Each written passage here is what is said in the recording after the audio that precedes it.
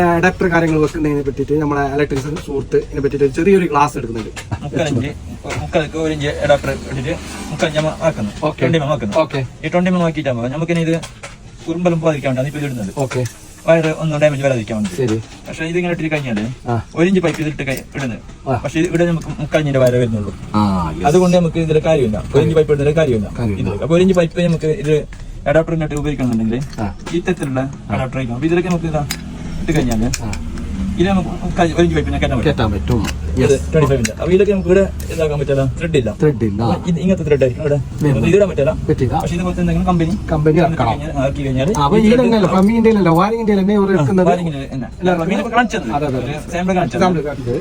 Thread ഉള്ളത് കിട്ടണം. എന്നാൽ നമുക്ക് DV ബോക്സ് സെറ്റ് ആക്കുമ്പോൾ DV കിട്ടാൻ നല്ല ഇതാണ്, സുഖമാണ്. പിന്നെ വയർ ഡാമേജ് വരാണ്ട് എടുക്കാൻ പറ്റുന്നത്. ചെറിയൊരു ഗ്യാപ്പ് ഉണ്ടാവില്ല. അപ്പൊ DV ഗ്യാപ്പ് ഉണ്ടാവും. ഈ MC വെച്ച് ഈ മേലെ വിട്ട് ഉറുമ്പ് എന്തായാലും മണ്ണ് വെച്ചിട്ട് MC ട്രിപ്പ് ആകുന്നില്ല. ജാമാണ് കുറച്ച് കഴിയുമ്പോൾ. അപ്പൊ ഈ MC വെച്ചാൽ ELCB ഉണ്ട്, ട്രിപ്പ് ആകുന്നില്ല എന്നറിയുന്നു. പക്ഷെ ELCB ട്രിപ്പ് ആകുന്നത് ഈ മണ്ണിൽ പോയിട്ട് ഈ അഡാപ്റ്റർ ഇട്ടുണ്ടെങ്കിൽ ഉപകാരമുണ്ട്. പക്ഷെ നമുക്ക് എന്ത് ഗുണമില്ല. 1 ഇഞ്ചിന്റെ പൈപ്പ് ഇട്ടെങ്കിൽ അതിന്റെ ഉള്ളിൽ പോകുന്നത് 3/4 ഇഞ്ചിന്റെ വയറാണ്.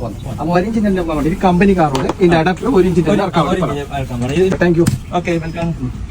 SS Trading.